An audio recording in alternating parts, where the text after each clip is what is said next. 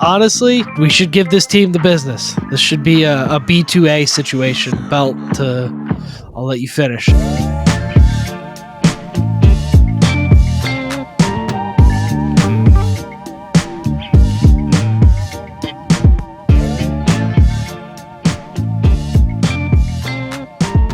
Pop, what's going on, man? How you doing, son? Doing good. Hanging in there. Still recovering from that miracle on Saturday or Sunday night. Excuse me. Can't even get the day straight. I'm so excited about it, man. Incredible game, incredible ending, and we are back. We are on to New York. So of course we're gonna get in our vibe check a little bit later, but before we do that, just a bit of housekeeping. This is the New York Giants pregame podcast. Don't forget to stay tuned. Bada Bets NFL Week 8 picks coming at you live, second half of this show, and don't forget to please like and subscribe. If you are here, if you're a regular listener, just make sure you've already done it. A lot of you watch regularly, haven't done it yet. Just make sure you've already done it. Just check the box. And if you're new here, tell you what, give us 5 minutes. I bet you will want to stick around for the rest of the podcast and hit that subscribe button. I bet you'll enjoy it. And thank you all for listening and for clicking on. But man, let's get into it, man. Commanders at Giants, 1 p.m. Eastern time, playing at MetLife Stadium, one of the worst places for the Commanders to play, for the Washington football franchise to play, period. And this one's got trap game written all over it. I wasn't sure the Cleveland game was a trap game. I think Cleveland's pretty bad. I think the Giants are just feisty enough that this is a trap game. But Pop, give me your vibe check. Where are your vibes at on the Commanders and Jaden Daniels? We are 6-2, first place in the NFC East. As of right now, we'd be a number 2 seed in the NFC. Per the old playoff rules, we'd be sitting with a bye week. Can you believe that? Number 2, of course, that's not how it works nowadays, unfortunately. But number 2 seed in the NFC, hosting 1, maybe 2 playoff games at Northwest Stadium, which is looking like a pretty tough place to play nowadays. Pop, where's your vibes at? Vibes are good, obviously. We tried to give one away on Sunday. I think everyone's caught up in the euphoria of the Hail Mary play to forget that we came close to giving one away we should have never given away. And, teams are nipping at our heels. If you look at that NFC standings and Eagles and the schedule they got coming up, we've got to keep winning. So it's a big game. Yeah, for all the talks of the Eagles being falling apart and being terrible, right? All of a sudden they're right there with us. I mean, they'd be tied with us if it wasn't for their bye week. They're only a half game behind just because they've played one less game than we have, but they also only have 2 losses. So definitely, you look at Chicago, right? I mean, they're at 4-3, and I believe they're the last playoff spot. Yeah. So that third loss really drops you down the standings quite a bit. Yeah. So I was up. You got to get some breaks at times, and we got a couple of good bounces. Probably should have never been in that position to begin with, but no. Watch the last podcast if you want to hear our take on all of that. But vibes are good. Sitting at 6-2, none of us expected that, but we got to take care of business versus the Giants, that's for sure. And they always seem to play us super tough, and it was a tight game the last time. Watching that Monday night game, it gave me vibes. There were a lot of field goals, a lot of red zone stops. That defense really does seem to tighten up once they get in the red zone. Seem to give up a lot of yards to that point, but then they're kind of this bend don't break defense. So we'll get into that a little bit more when we get into our keys of the game. But got to be excited at this point. And how many times have you watched that last play over and over again? Oh my God, you can't count. There's not a number for it in the English language. You just can't count. It's been so many times. If I had to make an honest assessment, I'd say 1,000. Easily in the 1,000. All the different angles, the fan videos, the Bear fan videos, the you know, I forget his name now, but the picture of their corners. I'm sure you know his name. Yeah, You yeah. know, not paying attention to the play for 29. 5 or 6 seconds. Um, yeah, just crazy watching all the reaction Yeah, it's videos and all that, and seeing the team's videos that they publish. So riding high, lots of fun, but there's a lot to improve on from that performance. So it's a little bit of tell the yeah, truth Thursday morning, but if we're being honest here, there's a lot to improve on from that performance. Defense played well, but kind of gave up some big plays near the end, and offense couldn't finish. So I think it's time to kind of get on to New York at this point. sure. Yeah, they've got to know. They've got to know at this point that, and I have full faith in this coaching staff that they're aware of the fact that they stole one at the end of that game, and it was like you said, it should have maybe never got to that point, and a few bad bounces, but you could say the same for Chicago. I mean, they lost on a Hail Mary, right? So it was not a well played game. It was not our best game by any means. And that Chicago defense is tough. They force you to play not your best game, but we've got a good test here this week in the Giants. I mean, the Giants stink. Look, there's no two ways around it, right? Not a good football team, but the matchup with us is a little tricky in terms of their defense is solid. And Dexter Lawrence is doing really freakish things, and we'll talk more about that in the scouting report. But on the Washington side, a concern right now that we're all down from the high of this weekend, a concern is that tackle situation, man. I mean, so you've got Brandon Coleman is out with a concussion. Okay, fine. We've been running a rotational left tackle anyways. Cornelius Lucas can play on both sides.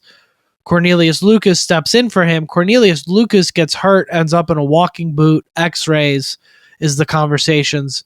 Last There's not after much the game, reporting as of course, Tuesday night on there's what's going on with him. Yeah, this staff is not going to give away anything more than they absolutely have it's true. to. We've come to be used to that around DC, and these guys actually know what they're doing. I think the last group, it was just because they themselves had no idea. Yeah. Is it his hamstring? Is it his groin? Is it his knee? We don't know. But this group knows what they're doing and chooses not to say anything. I think Coleman will be back, but should Coleman not be back, and we've got Trent Scott for 4 quarters, it's not where you want to be. Next man up mentality, but not where you want to be. No, and I think had to hit the cough button, but I'll tie this back to one of my last points I wanted to make about the play on Sunday is that this team is just so well prepared. And if you look at the coaching mistakes Chicago made and, trying to get cute on that handoff and giving us up too many yards in order to prepare us for that Hail Mary attempt. And then the skill of Jaden Daniels to be able to extend that play and fling it 65 yards. This team is always so well prepared. And I think that, I worry about Trent Scott playing, but I'm pretty confident that we can scheme around that, do some things to help him. This coaching staff just seems to, do that so well in terms of understanding, how to address those things. I mean, he played a lot on Sunday and he did okay. And that was something that they didn't have time to prepare for, right? They just kind of had to throw him in there. I guess they knew there was always that possibility he'd be the backup. So it concerns me, but I have confidence in this coaching staff. I think what concerns you even more is what if they have to go one more deep.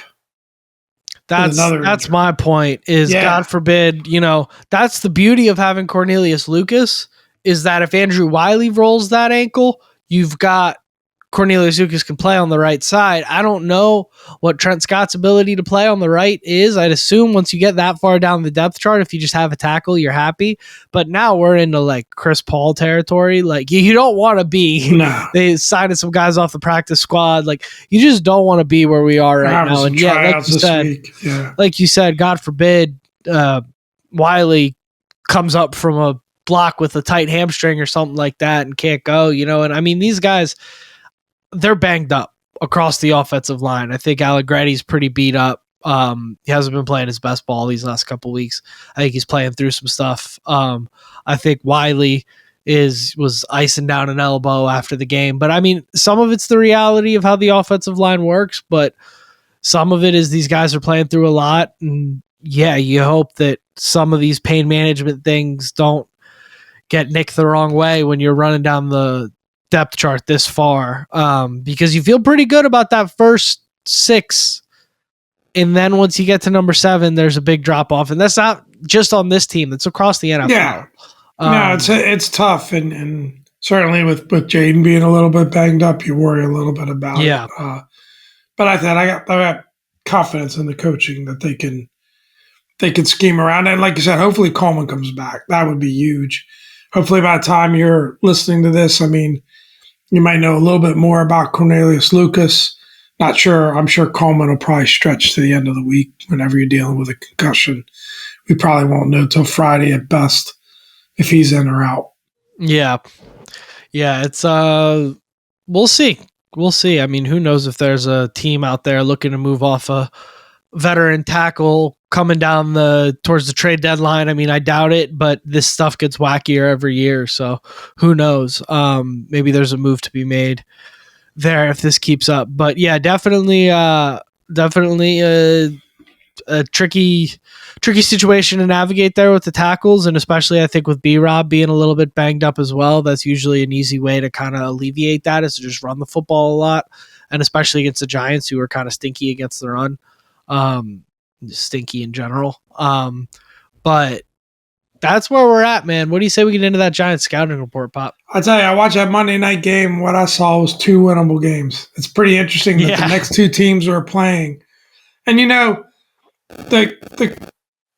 boys are coming off an emotional game for sure.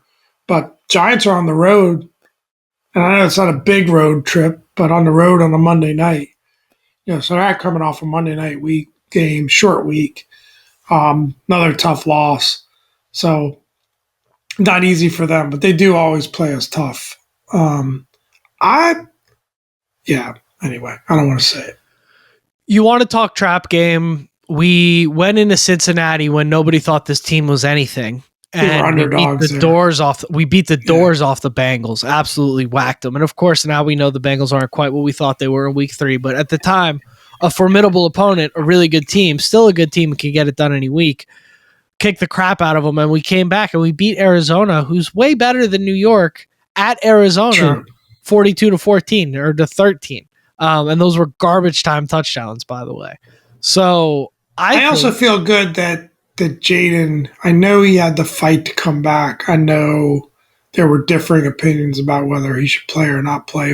It was obvious the way they were wrapping that thing through the course of the game that I don't think it was dramatic what was happening through the course of the week. I think it was really, they were figuring out, could he actually go or not? I know the intention was probably for him to go all along, but I'm glad he got that game out of the way. Wouldn't have been another week of wondering where he's at physically.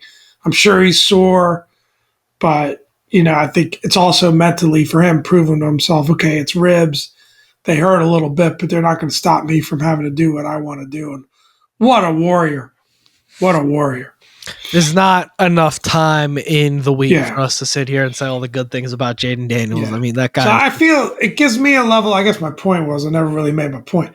It gives me a level of confidence knowing that he's kind of coming off of that. And then maybe, there's plenty of coaching points coming into this week, which I'm sure his coaching staff have made. One, we got away with one against Chicago. Yeah.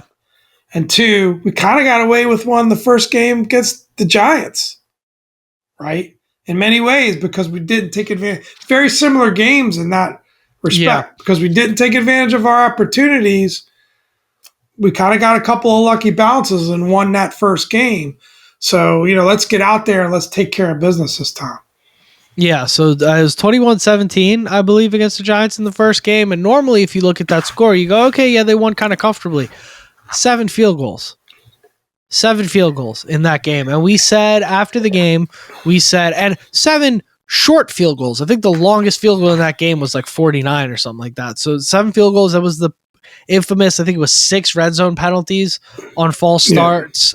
They were talking about the Giants line was doing something to kind of trip up. Well, we got the tape on it now. We've been through it. 21-18. Okay. Yeah, it's an important point there. But yeah, we were definitely the better team. And we said, hey, if we would have just converted on half of those red zone stops, you're talking about putting up 40. And at that time in the year, that sounded silly. And then we went on to put up 37, 42, and 42 after that. So worked out pretty good. We started hanging those 40s, but let's get into it, man. Let's talk this Giants scouting report. There's one guy that you fear on this Giants team, and that's Dexter Lawrence, right? There's nobody on the defensive side of the ball playing as good as he is this year. He is just as good as it gets at the nose tackle position. At the defensive tackle position, he's just a stud. And you're seeing more and more nowadays that pressure from the inside. And I feel like we lived through the edge rusher era. And there's still some great edge rushers across the league, but you're starting to hear more and more about these interior guys and just how dominant they are. The Chris Joneses of the world, Aaron Donald before Chris Jones. Now we got Dexter Lawrence doing his thing, right? Quincy Williams and on the Jets as well. We got a couple great tackles here, one of which hurt. Actually, we still got a couple great tackles here because we got Mr. Johnny Newton on the defensive side of the ball now stepping up, recording his first sack in the NFL last week. But overall, I mean, that offensive line stinks. The receivers stink, minus Malik Neighbors, who's I was going to say, you don't fear Malik Neighbors. He went for 10 for $100.27 and a touchdown last game. They're so bad everywhere else, it's not enough to beat you. Malik Neighbors can still almost was the last time. Well, yeah. I fear Malik Neighbors a little bit. I know I'm not the scouting report guy. Yeah. And you do an amazing job at that, but I'll put my hand up, say I fear Malik Neighbors a little bit. I of course fear Malik Neighbors. He's a great player. Been the best rookie that's not named Jaden Daniels this year. But you should be able to take him out. Our offense should be able to outpace whatever he can produce, especially without Tyrone Tracy Jr., who by all accounts will probably not be playing this weekend. He's been their stud rookie running back. So it'll be going back to Devin Singletary, who's done all of deuce this year. But, he's better than Saquon Barkley, according to the Giants front office. So we're going to be... Yeah, he tore us up last time too, but I think the defense is playing quite a bit better than they were. At that time of the season, it's two different teams, and the reality plenty of tape of it for is, them to motivate our guys, I think, from that first game. Yeah. Now that I'm looking back at the box score. Two different teams now than they were then, and the reality of it is we are much better, and I think they're much worse. I think at that point in the year, you didn't know exactly what the Giants were going to be. You had no idea what this team was going to become. And it's time to whoop some ass. I mean, honestly... We should give this team the business. This should be a B2A situation. Belt to, I'll let you finish. But this should be a whooping. And we should go into this expecting a whooping, and we should deliver said whooping, because this team has shown you nothing other than that for the last 6 weeks of the season. I'll just take a dub.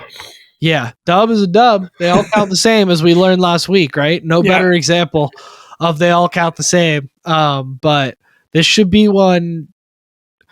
This should go into the Carolina, Cleveland, Arizona folder.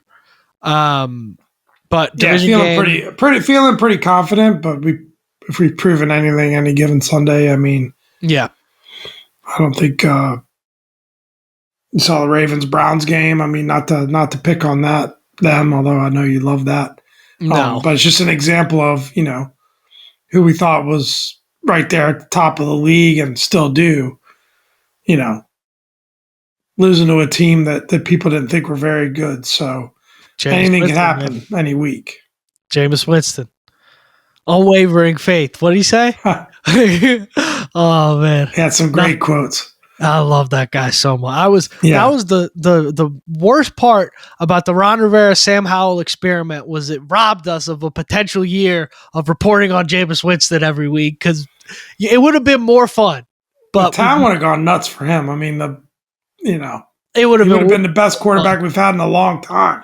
It would have been way more fun than where we landed. But anyways, this is more fun now than that would have been. So for sure. I'm happy to be here. But anyways, let's get into our 3 keys to a win. Number 1 key, get Brian Robinson the football, get that running game going, and stick with it. The Giants are allowing a whopping 142 yards per game on the ground, and we are running the snot out of the football this year. Stick to it, man. Get Brian Robinson that ball. Get it going. If Brian Robinson is not 100%, get that ball to Jeremy McNichols. He can hoop. Jeremy McNichols can play football. Get that ball to him. Get the Eckler runs in there. I know they're trying to limit Eckler's touches. It's very obvious that they're trying to limit his touches and kind of keep him in certain situations. But, these guys got to play football, man. I maintain it. They got to play football. If we got to go to the more Eckler run scheme for the sake of the team, we should do that. I know Brian Robinson's not, whether or not they want to report it, he's not 100%. It's pretty clear. He's playing through some stuff. When he's out there, he's great, but he just doesn't have the wind that he's had in the past. But get that running game going. I think you got to ride B-Rob. I thought I saw enough out of him. He looked crisp, especially early in that game. Let's get him off the pitch count. Let's get him ready. Let's get him out there. Let's work him. And I'm totally fine with all 3 backs, like you said. Yeah. I think they're all capable, but I think we got to stick with that run game a little more so than we showed last week. Yep. Number 2, got to pressure Daniel Jones. Force him to make mistakes. Daniel Jones is a poor man's Josh Allen. He's going to go like this a few times over the course of a football game. Can we just see Daniel Jones be Daniel Jones against the Commanders? We're going to see it this weekend. We're going to see. I hope so. Because over the course of here's the reality. Over the course of Daniel Jones' career, this defense has been so egregiously overrated. This defense has been so mid and so regarded as one of the best defenses in the NFL, and it's never been that. It's never been that. And now, I think we have a better defense from what we've seen the last few weeks from this team. I think we have a better defense now than we ever had in the Daniel Jones era, which is not saying much because those defenses even the good ones were pretty fraudulent, as we've seen from how those players have turned out after the fact. But I think it's time. I think it's time for a Daniel Jones signature game against this team to just fall apart. And they need to pull on Michael Jordan and take it personal. Yeah. They need to take it personal. I'll add, not only force him into mistakes, but convert those mistakes into turnovers. Catch the ball. Don't run into another DB. Knock the ball out of his hands. Recover those fumbles. Dan Quinn says he's always aiming for +3 on the turnover margin. If there's ever a team to make it happen, it's this team. So make it happen. Number 3, finish in the red zone. This is number 1 for me, honestly, in terms of importance. They're not in any particular order. Yeah. There's just 3 keys. Yeah. The 3rd key, and I think this is the most important one, is just finishing in the red zone. Do not let them stay in it. Do not let them hang around. Let's not make a habit about what happened against Chicago. Chicago's the best defense we're going to face on our schedule this year. They might be the best defense in the NFC at this point.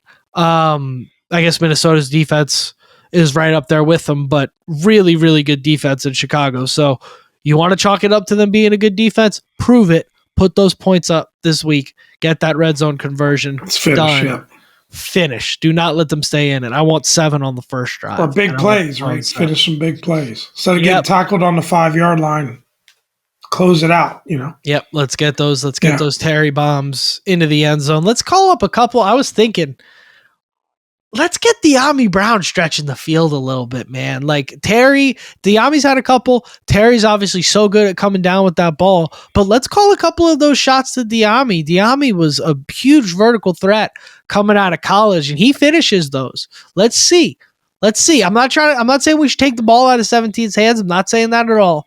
Don't conflate what I'm saying. But I'm saying let's get a call for De'Ami Brown, because De'Ami Brown could be a serious vertical threat. And I think against these DBs, it might be time to book a De'Ami Brown anytime touchdown for some. I still think De'Ami's best football is in front of him. I really do, because I think we've seen we've seen what we should have seen from him maybe in year 1 or year 2 now. I mean, he's been more reliable with his hands. They've got him involved in some of the short pass game.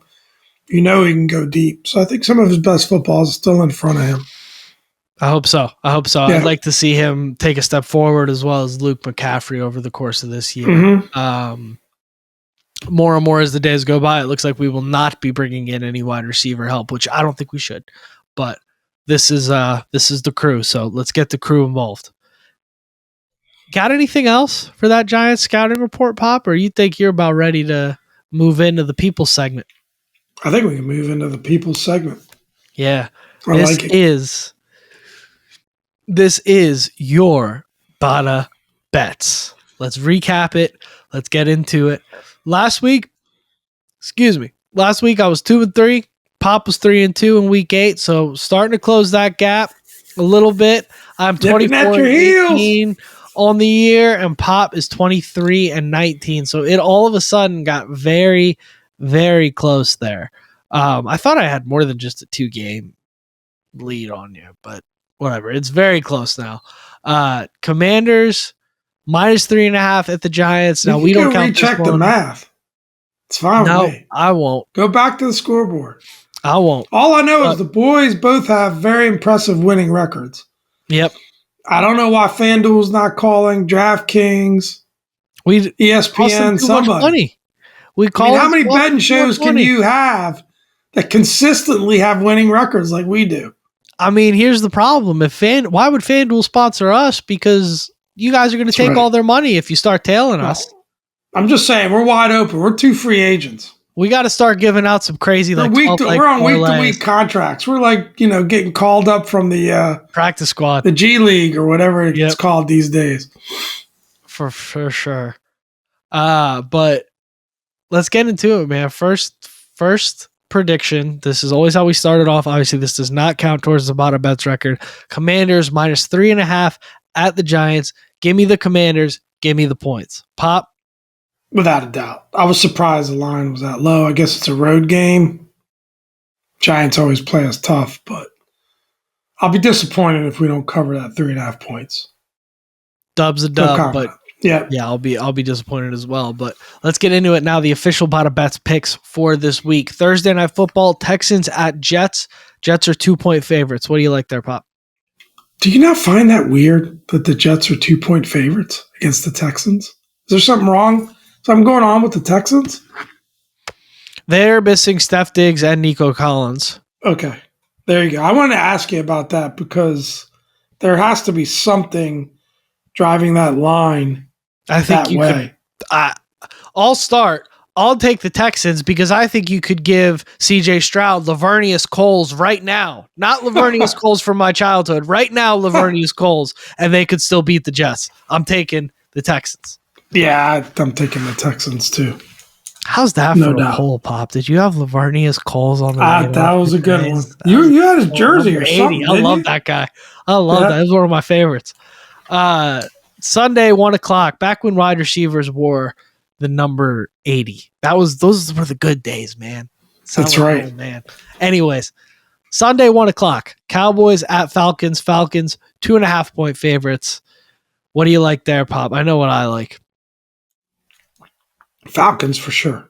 Yeah, give me the Falcons at home. Surprised they're not a little higher favorites than that. They're playing good ball, and yeah, the Cowboys are not. Cowboys might be the worst team in the NFC East. I know I just said the Giants were pretty stinky, but the Cowboys are pretty awful right now.